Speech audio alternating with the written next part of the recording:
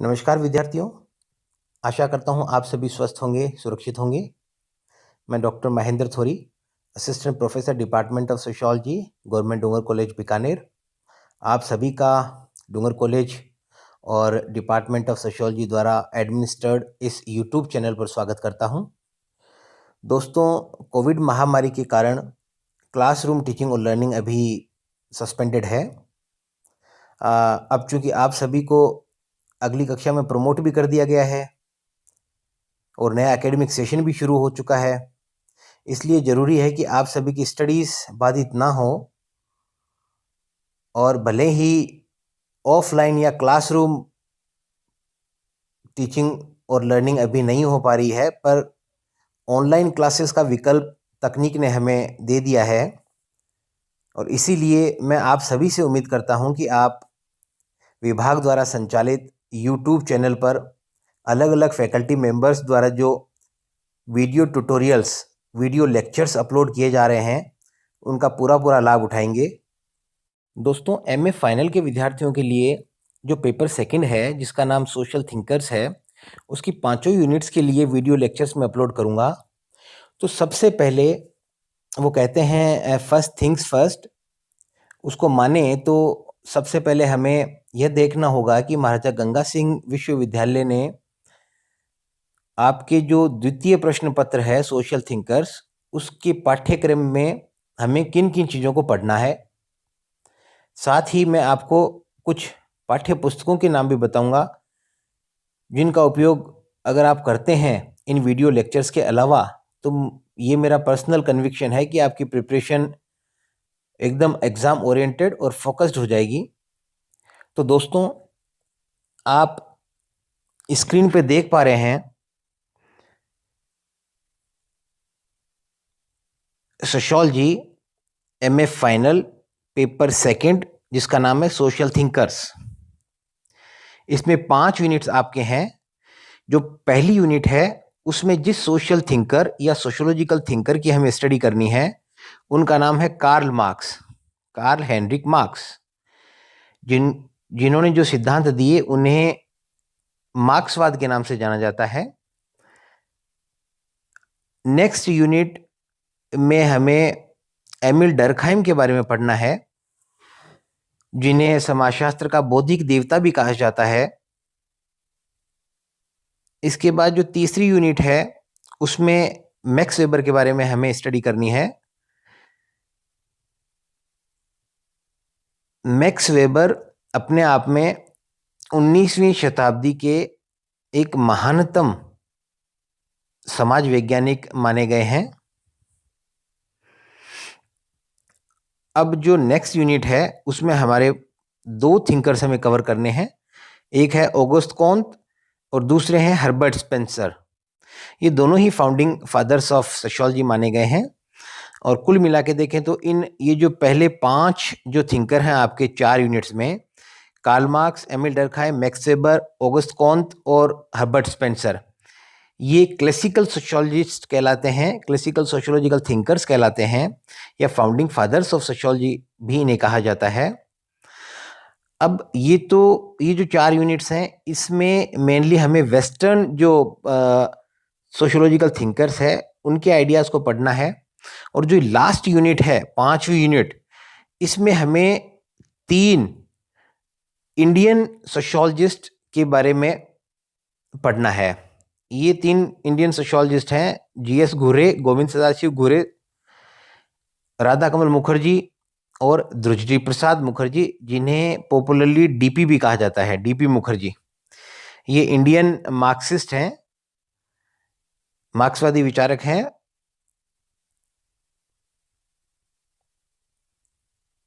अब ये देखिए, ये इनकी पिक्चर्स मैंने आपके सामने रखी है। ये कार्ल मार्क्स महोदय हैं, ये अगस्ट कॉम्ट महोदय हैं, ये एमिल डर्कहाइम महोदय हैं, ये हर्बर्ट स्पेंसर सर हैं, ये मैक्स वेबर साहब हैं। और अब ये जो इंडियन सोशियोलॉजिस्ट हैं, इनमें जीएस घुरे साहब हैं, ये आर के मुखर्जी सर हैं और ये डीपी मुखर्जी सर हैं। तो फोटो भी मैंने आपको दिखा दी है इन सब की। अब आगे जो टेक्स्ट बुक्स में आपको बताना चाहूँगा कि जो हिंदी माध्यम के विद्यार्थी हैं वो जो वेस्टर्न सोशियोलॉजिकल थिंकर्स हैं उनके लिए दोषी और जैन, प्रोफेसर दोषी एंड प्रोफेसर जैन के द्वारा लिखी जो पुस्तक है मुख्य समाजशास्त्री विचारक, जो रावत पब्लिकेशन जयपुर से पब्लिश होती है, ये एक अच्छी बुक है और काफ़ी ऑथेंटिक जानकारी इसमें दी गई है। तो ये बुक वो ले सकते हैं। और जो 5वीं यूनिट में 3 इंडियन थिंकर्स हैं उनके विचारों को जानने के लिए भारतीय समाजशास्त्रीय चिंतन नाम से जो बुक है ये भी रावत पब्लिकेशन से निकलती है और इसके अथर हैं प्रोफेसर बीके नागला साहब। ये दोनों ही बुक हमारे 5 यूनिट्स को पूरा कवर कर देंगी। और इसी प्रकार से जो इंग्लिश मीडियम स्टूडेंट्स हैं, इंग्लिश बैकग्राउंड के जो स्टूडेंट्स हैं, उनके लिए भी 2 बुक्स हैं। जो पहली 4 यूनिट हैं जो वेस्टर्न सोशियोलॉजिकल थिंकर्स हैं उनके विचार हमें पढ़ने हो तो they can go for Lewis Coser's book masters of sociological thought. ये 2nd एडिशन है, लेटेस्ट एडिशन है।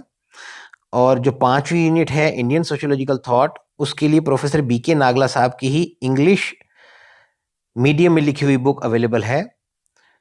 तो ये तो हमने सिलेबस देखा और उपयोगी बुक्स भी हमने देख ली।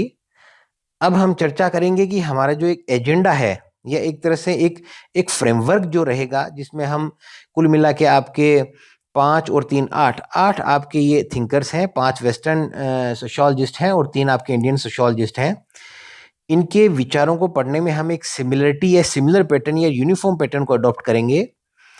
तो मोटे रूप से हम ये जानने की कोशिश करेंगे कि जो द मैन है, जो एक पर्टिकुलर थिंकर है, उनका जन्म कब हुआ, एक तरह से उनका जो बायोग्राफिकल एक प्रोफाइल है मोटे रूप से हम वो देखने की कोशिश करेंगे। उनकी जो नेशनैलिटी है वो देखने की कोशिश करेंगे, क्योंकि यह एकदम एक फैक्ट है कि व्यक्ति के जो विचार हैं उनका जो निरूपण है या उनका जो एक तरह से फॉर्मेशन है वो उसके समय की सामाजिक, आर्थिक, राजनीतिक, सांस्कृतिक और जो एक बौद्धिक परंपराएं होती है या बौद्धिक पृष्ठभूमि होती है उनके द्वारा निर्धारित होती है। तो first of all we would try to understand the biographical profile of the thinker, then we will think about the seminal works created by that particular thinker। उसके बाद हम दी कॉन्टेक्स्ट को जानने की कोशिश करेंगे कि वो कौन सी सोशियो कल्चरल, पॉलिटिकल, इकोनॉमिक और इंटेलेक्चुअल कॉन्टेक्स्ट था जिन्होंने मिलकर एक उस पर्टिकुलर समाजशास्त्री को एक विशेष प्रकार से सोचने के लिए एक पृष्ठभूमि तैयार की। इसके बाद हम उस पर्टिकुलर जो थिंकर है उसके सेमिनल आइडियाज या उन विचारों की चर्चा करेंगे जो आज भी उस विचारक को समीचीन बनाए रखते हैं, रेलेवेंट बनाए रखते हैं। उसके बाद हम थियोरेटिकल कंट्रीब्यूशंस की चर्चा करेंगे कि एक पर्टिकुलर जो आपका सोशल थिंकर है या सोशियोलॉजिकल थिंकर है, उन्होंने विषय के विकास में कौन सी सैद्धांतिक उनका जो योगदान था उसकी चर्चा करेंगे। उसके बाद मेथोडोलॉजिकल कंट्रीब्यूशन की हम बात करेंगे कि चूंकि समाजशास्त्र एक विज्ञान है और विज्ञान इसलिए है क्योंकि ये एक वैज्ञानिक पद्धति का उपयोग करता है और वैज्ञानिक पद्धति के उपयोग को लेकर एक कंटिन्यूइंग डिबेट आज भी समाजशास्त्रियों के बीच में चल रही है कि हमें मेथोडोलॉजिकल जो एक मेथोडोलॉजिकल थियोरेटिकल जो स्ट्रक्चर है सोशियोलॉजिकल नॉलेज का, उसमें क्वालिटेटिव मेथोडोलॉजीज को अपनाना ज़्यादा ठीक है या क्वांटिटेटिव मेथोडोलॉजीज को अपनाना ज़्यादा ठीक है। तो ये एक प्रकार की कंटिन्यूइंग डिबेट है। हमें देखना होगा कि पर्टिकुलर थिंकर ने इस मेथोडोलॉजिकल जो फाउंडेशन है सोशियोलॉजी का उसमें क्या कंट्रीब्यूशन दिया है। इसके बाद हम इनके जो ओवरऑल कंट्रीब्यूशन है उनका क्रिटिकल इवेल्युएशन करेंगे कि कहाँ उनकी कुछ कमियां रह गई थी, कौन से ऐसे प्रश्न थे जो उन्होंने उठाए और कौन से ऐसे प्रश्न थे जो उन्हें उठाना चाहिए था लेकिन वो किसी वजह से नहीं एक उस उन जो कंसर्न्स की चिंता, उन जो कंसर्न्स थी उनकी चर्चा नहीं कर पाए। इसके बाद जो कंक्लूडिंग रिमार्क है उसमें हम ये देखने को कोशिश करेंगे कि उनके जो आइडियाज थे, उनके जो कंट्रीब्यूशन थे फॉर द